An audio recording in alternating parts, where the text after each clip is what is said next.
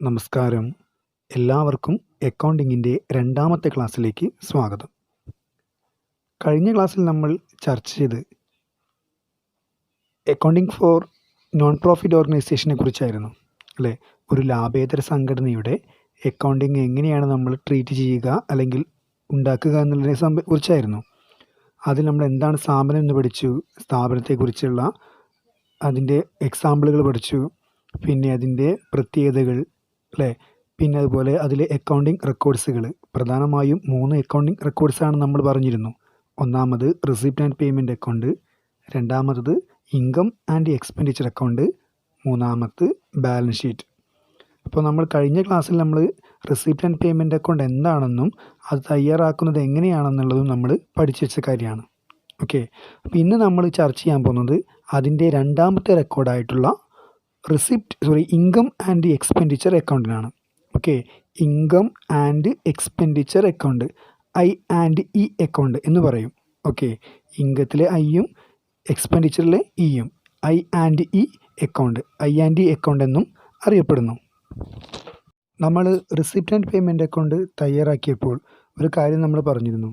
എന്താണ് അതിൻ്റെ ലാസ്റ്റ് പ്രത്യേകതയായിട്ട്? സ്ഥാപനത്തിൻ്റെ ലാഭവും നഷ്ടവും അല്ലെങ്കിൽ മിച്ചവും കമ്മിയും നമുക്ക് കണ്ടുപിടിക്കാൻ സാധിക്കില്ല എന്നുള്ളത് അല്ലേ. അപ്പോൾ ആ സ്ഥാപനത്തിൻ്റെ ഒരു നോട്ട് ഫോർ പ്രോഫിറ്റ് ഓർഗനൈസേഷൻ്റെ ലാഭവും നഷ്ടവും അല്ലെങ്കിൽ അവരുടെ കമ്മിയും മിച്ചവും കണ്ടുപിടിക്കുന്നതിന് വേണ്ടിയാണ് ഈ ഒരു ഇൻകം ആൻഡ് എക്സ്പെൻഡിച്ചർ അക്കൗണ്ട് നമ്മൾ തയ്യാറാക്കുന്നത്. അതായത് ഒരു അക്കൗണ്ടിങ് വർഷത്തിൽ അല്ലെങ്കിൽ ഒരു സാമ്പത്തിക വർഷത്തിലുണ്ടാവുന്ന എല്ലാ വരവുകളെയും ചെലവുകളെയും കണക്കാക്കിക്കൊണ്ട് നമുക്ക് സ്ഥാപനത്തിൽ വന്നിട്ടുള്ള മൊത്തം മിച്ചത്തെയും അല്ലെങ്കിൽ കമ്മിയെയും നമുക്ക് എന്ത് ചെയ്യാൻ പറ്റും, കണ്ടുപിടിക്കുന്നതിന് വേണ്ടിയാണ് ഇൻകം ആൻഡ് എക്സ്പെൻഡിച്ചർ അക്കൗണ്ട് തയ്യാറാക്കുന്നത്. ഇപ്പം നമ്മൾ +1 പഠിച്ചിട്ടുണ്ടായിരിക്കും ഒരു പ്രോഫിറ്റ് ആൻഡ് ലോസ് അക്കൗണ്ട് അല്ലെ, trading and profit loss account. എന്തിനു വേണ്ടിയാണ്?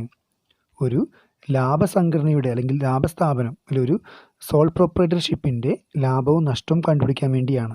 പക്ഷെ നമ്മുടെ സ്ഥാപനം എന്തല്ല, ഒരു ലാഭസ്ഥാപനമാണോ? അല്ല, ലാഭേതര സ്ഥാപനമാണ്. അതുകൊണ്ട് തന്നെ ഒരു ലാഭേതര സംഘടനയുടെ ലാഭവും നഷ്ടവും അല്ലെങ്കിൽ ഡെഫിസിറ്റ് ഓർ സർപ്ലസ്, മിച്ചവും കമ്മിയും അത് കണ്ടുപിടിക്കാൻ വേണ്ടിയാണ് എന്ത് തയ്യാറാക്കുന്നത്, ഈ ഇൻകം ആൻഡ് എക്സ്പെൻഡിച്ചർ അക്കൗണ്ട് തയ്യാറാക്കുന്നത്. ഇതിൻ്റെ ഒരു പ്രത്യേകത എന്ന് പറഞ്ഞു കഴിഞ്ഞാൽ നമ്മൾ റിസിപ്റ്റ് ആൻഡ് പേയ്മെൻറ്റ് അക്കൗണ്ടിൽ നിന്നാണ് എന്ത് തയ്യാറാക്കുക, ഇൻകം ആൻഡ് എക്സ്പെൻഡിച്ചർ അക്കൗണ്ട് തയ്യാറാക്കുക. ഓക്കെ, റിസിപ്റ്റ് ആൻഡ് പേയ്മെൻറ്റ് അക്കൗണ്ടിൽ നിന്നാണ് ഇൻകം ആൻഡ് എക്സ്പെൻഡിച്ചർ അക്കൗണ്ട് നമ്മൾ തയ്യാറാക്കുക. അപ്പോൾ റിസിപ്റ്റ് ആൻഡ് പേയ്മെൻറ്റ് അക്കൗണ്ടിൽ മുഴുവൻ ഐറ്റങ്ങളുണ്ട് അല്ലേ, എല്ലാ ഐറ്റങ്ങളും ഉണ്ട് അതിൽ. അപ്പോൾ എല്ലാ ഐറ്റവും നമുക്ക് എന്ത് ചെയ്യേണ്ട, ഇൻകം ആൻഡ് എക്സ്പെൻഡിച്ചർ അക്കൗണ്ടിലേക്ക് കൊണ്ടുപോകേണ്ട ആവശ്യമില്ല. അതിലെ റവന്യൂ ഐറ്റംസ് മാത്രം ഉപയോഗിച്ച് കൊണ്ടാണ് എന്ത് ചെയ്യുന്നത്, നമ്മൾ ഇൻകം ആൻഡ് എക്സ്പെൻഡിച്ചർ അക്കൗണ്ട് തയ്യാറാക്കുന്നത്. അപ്പോൾ ഇൻകം ആൻഡ് എക്സ്പെൻഡിച്ചർ അക്കൗണ്ട് എന്ന് പറയുന്നത് എന്താണ്, ഒരു നോമിനൽ അക്കൗണ്ടാണ്. Okay, income and expenditure account ഒരു നോമിനൽ അക്കൗണ്ടാണ്. എന്തിനു വേണ്ടിയാണ്? ഒരു ലാഭേതര സംഘടനയുടെ പ്രവർത്തന മിച്ചവും പ്രവർത്തന കമ്മിയും സർപ്ലസ് അല്ലെങ്കിൽ ഡെഫിസിറ്റ് കണ്ടുപിടിക്കാൻ വേണ്ടിയാണ് ഇൻകം ആൻഡ് എക്സ്പെൻഡിച്ചർ അക്കൗണ്ട് തയ്യാറാക്കുന്നത്. ഇനി നമ്മൾ ചർച്ച ചെയ്യുന്നത് ഇൻകം ആൻഡ് എക്സ്പെൻഡിച്ചർ അക്കൗണ്ട് തയ്യാറാക്കാനുള്ള സ്റ്റെപ്പുകളെ കുറിച്ചാണ്. ഓക്കെ, നടപടിക്രമങ്ങൾ അല്ലെങ്കിൽ പ്രൊസീജിയർ എന്ന് പറയും. ഒരു 8 മാർക്കിൻ്റെ ചോദ്യമാണ്. എങ്ങനെയാണ് ഒരു ഇൻകം ആൻഡ് എക്സ്പെൻഡിച്ചർ അക്കൗണ്ട് തയ്യാറാക്കുക എന്നും അതിൻ്റെ നടപടിക്രമങ്ങളുമാണ്. ഓക്കെ, അപ്പോൾ നമുക്കറിയാം ഒരു ഇൻകം ആൻഡ് എക്സ്പെൻഡിച്ചർ അക്കൗണ്ട് നമ്മൾ തയ്യാറാക്കുന്നത് എവിടെ നിന്നായിരിക്കും? റിസിപ്റ്റ് ആൻഡ് പേയ്മെൻറ്റ് അക്കൗണ്ടിൽ നിന്നാണ് അല്ലേ. അപ്പോൾ അതിലെ ഐറ്റംസ് ഉപയോഗിച്ച് കൊണ്ടാണ് എന്ത് തയ്യാറാക്കേണ്ടത്, ഇൻകം ആൻഡ് എക്സ്പെൻഡിച്ചർ അക്കൗണ്ട് തയ്യാറാക്കേണ്ടത്. അപ്പോൾ അതിനായി നമ്മൾ ആദ്യം എന്ത് ചെയ്യാനുണ്ട്, ഒരു ടി ഫോം കോളം വരയ്ക്കുക. ടി ഫോം കോളം എന്ന് പറഞ്ഞാൽ ഡെബിറ്റ് കോളം ക്രെഡിറ്റ് കോളം ഉള്ളൊരു ടി ഫോം കോളമാണ്. അപ്പോൾ ടി ഫോം കോളം എന്ന് പറയുന്നത് ഡെബിറ്റ് സൈഡിൽ എന്തായിരിക്കണം, ഡെബിറ്റ് സൈഡിൽ എക്സ്പെൻഡിച്ചർ എന്നും അതുപോലെ ക്രെഡിറ്റ് സൈഡിൽ ഇൻകം എന്നും എഴുതുക. ഇതാണ് നമ്മൾ ആദ്യം ചെയ്യേണ്ട കാര്യം. ഒരു ടി ഫോം കോളം വരയ്ക്കുക, പെർട്ടിക്കുലർ എമൗണ്ട് അല്ലേ. അപ്പോൾ ആദ്യത്തെ പെർട്ടിക്കുലർ എന്തായിരിക്കണം, അത് എക്സ്പെൻഡിച്ചർ ആയിരിക്കണം. രണ്ടാമത്തെ പെർട്ടിക്കുലർ എന്ന് പറയുന്നതായിരിക്കണം, ഇൻകം ആയിരിക്കണം. അതാണ് ടി ഫോം കോളം. ഓക്കെ, അപ്പോൾ നമ്മൾ ആദ്യം എന്ത് വരച്ച് വയ്ക്കുകയാണ്, ടി ഫോം കോളം വരച്ചു. രണ്ടാമതായി പറയുന്നത് ഇനി നമ്മൾ റെസിപ്റ്റ് ആൻഡ് പേയ്മെൻറ്റ് അക്കൗണ്ടിൽ നിന്നാണ് എന്ത് ചെയ്യുന്നത്, നമ്മൾ ഇൻകം ആൻഡ് എക്സ്പെൻഡിച്ചർ അക്കൗണ്ട് തയ്യാറാക്കുന്നത് അല്ലേ. അപ്പോൾ അതിന് നമുക്കതിന് ഓപ്പണിംഗ് ക്യാഷും ഉണ്ടായിരിക്കും, അതുപോലെ ക്ലോസിംഗ് ക്യാഷും ഉണ്ടായിരിക്കും, അല്ലെങ്കിൽ ഓപ്പണിംഗ് ബാങ്കും ക്ലോസിംഗ് ബാങ്കും. അപ്പോൾ ഓപ്പണിംഗ് ബാലൻസും ക്ലോസിംഗ് ബാലൻസും എന്തിനുണ്ടായിരിക്കും, റെസിപ്റ്റ് ആൻഡ് പേയ്മെൻറ്റ് അക്കൗണ്ടിന് ഉണ്ടായിരിക്കും. ആ രണ്ട് എമൗണ്ടും നമുക്ക് എന്ത് ചെയ്യേണ്ട, ഇൻകം ആൻഡ് എക്സ്പെൻഡിച്ചർ അക്കൗണ്ടിലേക്ക് എടുക്കേണ്ട ആവശ്യമില്ല. ഓക്കെ, അപ്പോൾ ആ ഐറ്റം രണ്ടും ഒഴിവാക്കുക. അതാണ് രണ്ടാമതായി ചെയ്യേണ്ട കാര്യം. ഇൻകം ആൻഡ് എക്സ്പെൻഡിച്ചർ അക്കൗണ്ട് തയ്യാറാക്കാൻ റെസിപ്റ്റ് ആൻഡ് പേയ്മെൻറ്റ് അക്കൗണ്ടിലുള്ള ഓപ്പണിംഗ് ക്യാഷും ക്ലോസിംഗ് ക്യാഷും എന്ത് ചെയ്യണം, ഒഴിവാക്കുക എന്നുള്ളതാണ് രണ്ടാമതായി ചെയ്യേണ്ട കാര്യം. ഓക്കെ, ഇനി മൂന്നാമത് പറയുന്നത് നോക്ക്, മൂന്നാമത് നമ്മൾ ക്യാപിറ്റൽ റിസിപ്റ്റുകളെയും ക്യാപിറ്റൽ പേയ്മെൻറ്റുകളെയും ഒഴിവാക്കുക എന്നുള്ളതാണ്. അതായത് റെസിപ്റ്റ് ആൻഡ് പേയ്മെൻറ്റ് അക്കൗണ്ടിൽ എന്തൊക്കെയുണ്ട്, റിസിപ്റ്റും ഉണ്ട് പേയ്മെൻറ്റും ഉണ്ട് അല്ലേ. അത് ഓപ്പണിംഗ് ക്യാപിറ്റൽ റിസിപ്റ്റ് ഉണ്ട്, ക്യാപിറ്റൽ പേയ്മെൻറ്റ് ഉണ്ട്, റവന്യൂ റിസിപ്റ്റ് ഉണ്ട്, റവന്യൂ പേയ്മെൻറ്റ് ഉണ്ട്.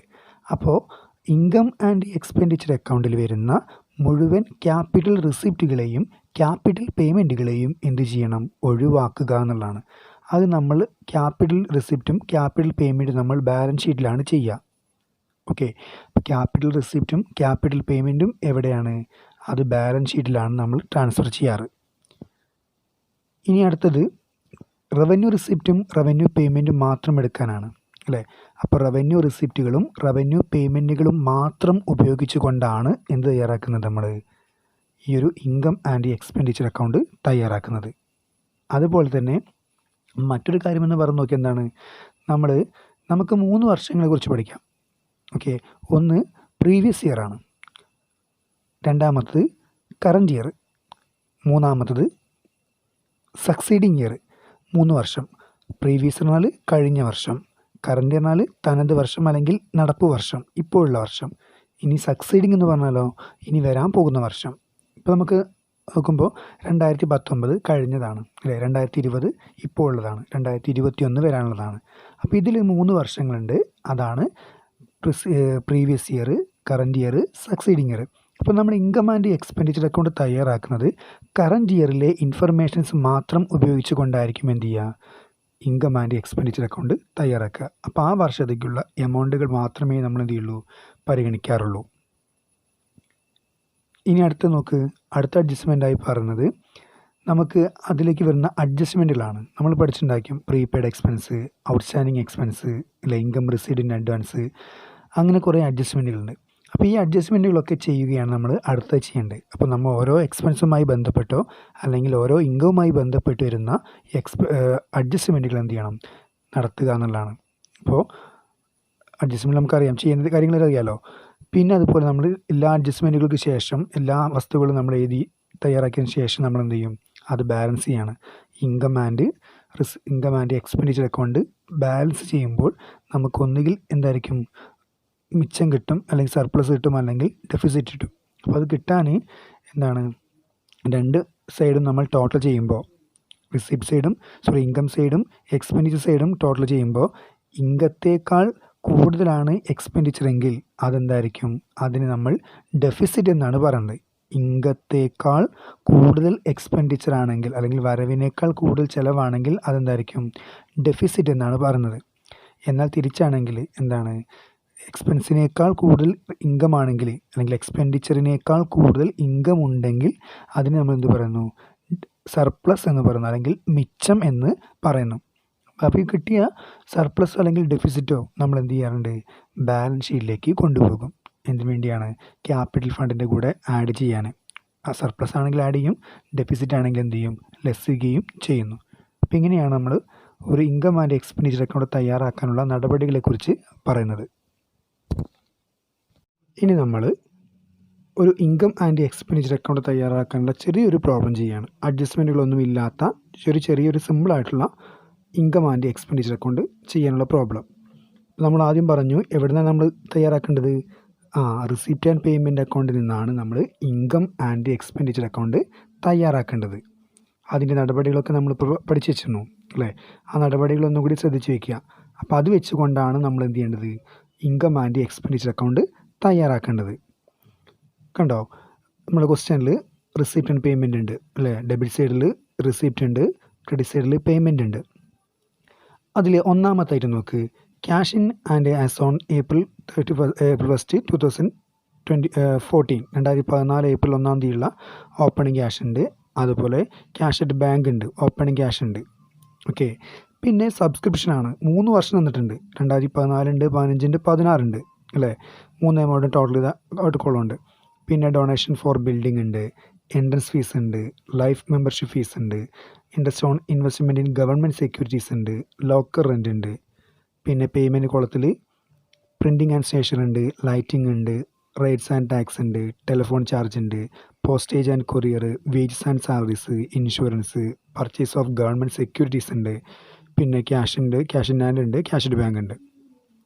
അപ്പോൾ ഈ ഐറ്റംസ് ഉപയോഗിച്ച് കൊണ്ടാണ് എന്ത് ചെയ്യേണ്ടത്, നമ്മൾ റിസിപ്റ്റ് ആൻഡ് പേയ്മെൻറ്റ് അക്കൗണ്ടിൽ നിന്ന് ഇൻകം ആൻഡ് എക്സ്പെൻഡിച്ചർ അക്കൗണ്ട് തയ്യാറാക്കേണ്ടത്. ഓക്കെ, അപ്പോൾ തയ്യാറാക്കുമ്പോൾ നമുക്ക് ആദ്യം വരയ്ക്കേണ്ട കാര്യം നമുക്കറിയാം. ഒന്നാമതായി മനസ്സിലാക്കേണ്ട കാര്യം എന്താണ്? ഒന്നാമതായി ചെയ്യേണ്ട കാര്യം ടി ഫോം കോളം വരയ്ക്കുക എന്നുള്ളതാണ് അല്ലേ. അപ്പോൾ ആദ്യം നമ്മൾ എന്ത് ചെയ്യുന്നു, ഒരു ടി ഫോം കോളം വരയ്ക്കുകയാണ്. അപ്പോൾ ഡെബിറ്റ് സൈഡിൽ എന്തായിരിക്കണം? ഡെബിറ്റ് സൈഡിൽ എക്സ്പെൻഡിച്ചർ, ക്രെഡിറ്റ് സൈഡിൽ ഇൻകം ആയിരിക്കണം. Okay, expenditure amount, income amount, ഇങ്ങനെയാണ് നമ്മൾ കോളം വരയ്ക്കേണ്ടത്. വരച്ചില്ലേ? അപ്പോൾ ഈ കോളത്തിലേക്ക് നമ്മൾ രണ്ടാമതായി ചെയ്യേണ്ട കാര്യം, നമ്മൾ മനസ്സിലാക്കുന്ന രണ്ടാമത്തെ സ്റ്റെപ്പ് എന്തായിരുന്നു? ഓപ്പണിംഗ് ക്യാഷും ക്ലോസിംഗ് ക്യാഷും ഒഴിവാക്കാനാണ് അല്ലേ. അപ്പോൾ റിസിപ്റ്റ് ആൻഡ് പേയ്മെൻറ്റ് അക്കൗണ്ടിൽ തന്നിട്ടുള്ള cash in hand opening balance ഉണ്ടല്ലേ, ആ ഓപ്പണിംഗ് ക്യാഷും അതുപോലെ പേയ്മെൻറ്റ് കോളത്തിൽ ഏറ്റവും ലാസ്റ്റ് ഉണ്ടാവും ക്യാഷ് ഇൻ ഹാൻഡ് ഉണ്ട്, കണ്ടില്ലേ. അപ്പോൾ ഈ 2 എമൗണ്ടും നമുക്ക് എന്ത് ചെയ്യാൻ പാടില്ല? ഇൻകം ആൻഡ് എക്സ്പെൻഡിച്ചർ അക്കൗണ്ടിൽ എടുക്കാൻ പാടില്ല. അപ്പോൾ ഓപ്പണിംഗ് ക്യാഷും ക്ലോസിംഗ് ക്യാഷും എടുക്കാൻ പാടില്ല. ഓക്കെ അല്ലേ. ഇനി രണ്ടാമത്തെ ഐറ്റം ഏതാ നോക്ക്, സബ്സ്ക്രിപ്ഷനാണ്. ഇങ്ങനെ നമുക്ക് ഡൗട്ട് വരും അല്ലേ. സബ്സ്ക്രിപ്ഷൻ വരുമ്പോൾ 3 എമൗണ്ട് കാണുന്നുണ്ട്. എന്തൊക്കെയാണ്? 2013-14 ഉണ്ട്, 2014-15 ഉണ്ട്, 2015-16 ഉണ്ട്. ഇത് ഞാൻ നേരത്തെ പറഞ്ഞിരുന്നു നമ്മുടെ 3 വർഷങ്ങളെക്കുറിച്ച്. ഏതൊക്കെയാണ്? പ്രീവിയസ് ഇയർ, കറൻറ്റ് ഇയർ, അതുപോലെ സക്സീഡിങ് ഇയർ. അപ്പോൾ ഇങ്ങനെ വർഷം തന്നിട്ടുണ്ടെങ്കിൽ അതിലെ നടുവിലെ വർഷം ഏതാണെന്ന് നോക്കുക, അതാണ് നമ്മുടെ കറൻറ്റ് ഇയർ. എത്രയാണ്? 2014-15 ആണ്. അപ്പോൾ 2014-15 എമൗണ്ട് മാത്രമേ നമുക്ക് എന്ത് ചെയ്യേണ്ടുള്ളൂ, എടുക്കേണ്ട ആവശ്യമുള്ളൂ. ഓക്കെ, അതാണ് current year.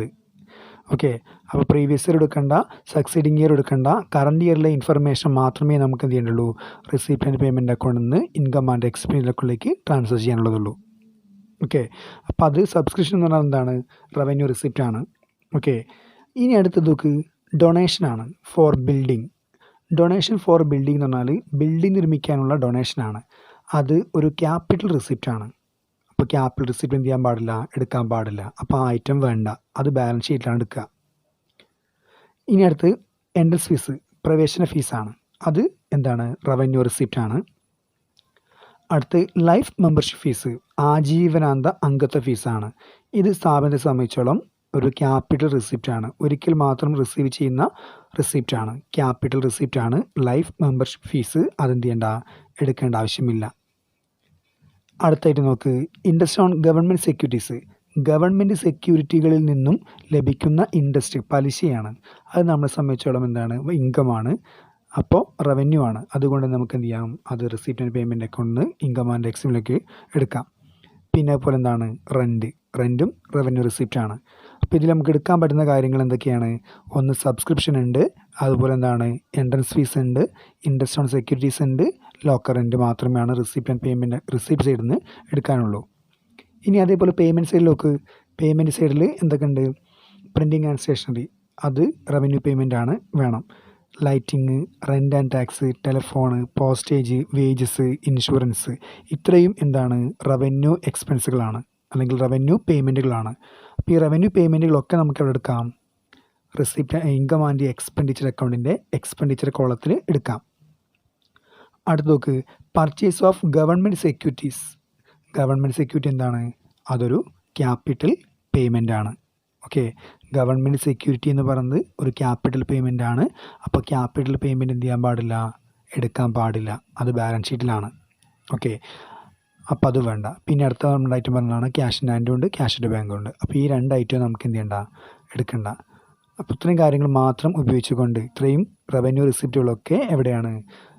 Income and expenditure അക്കൗണ്ടിൻ്റെ ഇൻകം കോളത്തിലും റവന്യൂ പേയ്മെൻറ്റുകളൊക്കെ ഇൻകം ആൻഡ് എക്സ്പെൻഡിച്ചർ അക്കൗണ്ടിൻ്റെ എക്സ്പെൻഡിച്ചർ കോളത്തിലും എന്ത് ചെയ്യുന്നു, റെക്കോർഡ് ചെയ്യാം. അപ്പോൾ ഈ ഒരു ചോദ്യത്തിൽ നിന്നും നമ്മളതിൻ്റെ ആൻസർ കണ്ടെത്താൻ നോക്കുകയാണ്. അപ്പോൾ അതിന് വേണ്ടി നമ്മൾ ആദ്യം എന്ത് ചെയ്യാണ്, ഒരു ഇൻകം ആൻഡ് എക്സ്പെൻഡിച്ചർ അക്കൗണ്ട് വരയ്ക്കുകയാണ് അല്ലേ. എന്തൊക്കെ വേണം? ഫസ്റ്റ് കോളം എക്സ്പെൻഡിച്ചർ, രണ്ടാമത്തെ കോളം എമൗണ്ട്, മൂന്നാമത്തെ കോളം ഇൻകം, നാലാമത്തെ column amount. Okay, expenditure, amount, income, amount. ഇങ്ങനെയാണ് ഇൻകം ആൻഡ് എക്സ്പെൻഡിച്ചർ അക്കൗണ്ടിൻ്റെ ഫോർമാറ്റ് വരയ്ക്കേണ്ടത്. ഇനി ഡെബിറ്റ് സൈഡിൽ നോക്കാം. അപ്പോൾ നമുക്കറിയാം ഡെബിറ്റ് സൈഡിൽ വരുന്നത് എന്താണ്? എക്സ്പെൻഡിച്ചറാണ്. അതായത് റിസിപ്റ്റ് ആൻഡ് പേയ്മെൻറ്റ് അക്കൗണ്ടിലുള്ള മുഴുവൻ റവന്യൂ എക്സ്പെൻഡിച്ചറുകളും എന്ത് ചെയ്യണം? രേഖപ്പെടുത്തണം. അതേപോലെ ഇൻകം കോളത്തിലോ റിസിപ്റ്റ് ആൻഡ് പേയ്മെൻറ്റ് അക്കൗണ്ടിലുള്ള മുഴുവൻ റവന്യൂ റിസിപ്റ്റുകളുമാണ് എന്ത് ചെയ്യേണ്ടത്? ഇൻകം ആൻഡ് എക്സ്പെൻഡിച്ചർ അക്കൗണ്ടിൻ്റെ ഇൻകം കോളത്തിൽ റെക്കോർഡ് ചെയ്യേണ്ടത്. ഇനി അതിൽ ഒന്നാമത്തെ എക്സ്പെൻഡിച്ചർ നമുക്ക് ഏതാണുള്ളത്? പ്രിൻറ്റിംഗ് ആൻഡ് സ്റ്റേഷനറി അല്ല, എമൗണ്ട് ഉണ്ട് 38,750. അതേപോലെ നമുക്ക് lighting 26,250, rates and tax 17,000, telephone charge 2,600, postage and courier charge 2,000, wages and salaries 88,000, then insurance premium 15,000. അപ്പോൾ ഇത്രയും റവന്യൂ പേയ്മെൻറ്റുകളാണ് എവിടെയുള്ളത്? Income receipt and payment അക്കൗണ്ടിലുള്ളത്. അപ്പോൾ റവന്യൂ പേയ്മെൻറ്റുകൾ മാത്രമാണ് നമ്മൾ എന്തിലേക്ക് എഴുതിയിട്ടുള്ളത്? ഈ ഇൻകം ആൻഡ് എക്സ്പെൻഡിച്ചർ അക്കൗണ്ടിലേക്ക് നമ്മൾ എഴുതിയിട്ടുള്ളത്. ക്യാപിറ്റൽ നാച്ചുറൽ ഐറ്റംസ് ഒക്കെ എന്ത് ചെയ്തിട്ടുണ്ട്? ഒഴിവാക്കിയിട്ടുണ്ട്. പിന്നെ നമുക്ക് അഡ്ജസ്റ്റ്മെൻറ്റുകളൊന്നും തന്നിട്ടില്ല. ഇനി ഇൻകമായിട്ട് പറയുന്നത് ഏതൊക്കെ ഉള്ളത്? ഒന്ന് സബ്സ്ക്രിപ്ഷൻ. നോക്ക്, അപ്പം നമ്മൾ നേരത്തെ പറഞ്ഞു സബ്സ്ക്രിപ്ഷൻ അവിടെ 3 വർഷം ഉണ്ടായിരുന്നു പറഞ്ഞിരുന്നു അല്ലേ. ആ 3 വർഷത്തിൽ സെൻട്രൽ ഏതാണോ ആ വർഷത്തിലെ എക്സ്പെൻഡിച്ചർ റെസിപ്റ്റ് മാത്രമാണ് എന്ത് ചെയ്തിട്ടുള്ളത്? എടുത്തിട്ടുള്ളത്. 2,25,000 രൂപ സെൻട്രൽ വർഷം ഉണ്ടായിരുന്നു, അത് മാത്രമാണ് ഇത് എടുത്തത്. നെക്സ്റ്റ് എൻട്രൻസ് ഫീസ് 23,000, പിന്നെ ഇൻവെസ്റ്റ്മെൻ്റ് ആണ് 18,000, and last one locker rent. ഇത്രയും ഐറ്റംസ് ആണ് റവന്യൂ റിസിപ്റ്റുകളായിട്ടുള്ളത്. ഓക്കെ, ഇനി നമ്മൾ ഇതെന്ത് ചെയ്യണം? ഒന്ന് ബാലൻസ് ചെയ്യുകയാണ്. ഇപ്പോൾ രണ്ട് സൈഡും നമുക്ക് എന്താവില്ല? ടോട്ടൽ ആവില്ല അല്ലേ. ഒന്നുകിൽ ഇൻകം കൂടായിരിക്കും, അല്ലെങ്കിൽ എന്തായിരിക്കും? എക്സ്പെൻസും കൂടുതലായിരിക്കും. അപ്പോൾ ഇവിടെ നമുക്കറിയാം എന്താണ്? എക്സസ് അല്ലെ, എക്സസ് വരികയാണ്. എന്താണ്? എക്സസ് ഓഫ് എക്സ്പെൻഡിച്ചർ ഓവർ റവന്യൂവിനേക്കാൾ കൂടുതൽ വരികയാണ് ഇൻകം എങ്കിൽ എന്തായിരിക്കും? അത് നമുക്ക് ലോസ് ആയിരിക്കും. എന്നാൽ ഇൻകത്തേക്കാൾ കുറവാണ് നമുക്ക് എന്ത് വരുന്നത്? എക്സ്പെൻഡിച്ചർ വരുന്നതെങ്കിൽ അതിന് നമുക്ക് എന്ത് പറയാം? സർപ്ലസ് എന്ന് പറയാം. അപ്പോൾ ഇവിടെ നോക്കുക, ഏറ്റവും കൂടുതൽ എന്ന് പറയുന്നത് എവിടെയാണ്? ക്രെഡിറ്റ് സൈഡാണ്. 3,08,000 രൂപയാണ് കൂടുതൽ എന്നുള്ളത്. അപ്പോൾ ആ വലിയ എമൗണ്ട് നമ്മൾ 2 കോളത്തേക്കും എഴുതി കൊടുത്തു. കുറവ് വന്ന എവിടെയാണ്? എക്സ്പെൻഡിച്ചറിലാണ്. എത്ര രൂപ ഉണ്ട്?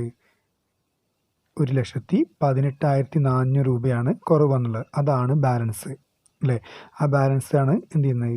സർപ്ലസ് എന്ന് എഴുതി കൊടുക്കുക.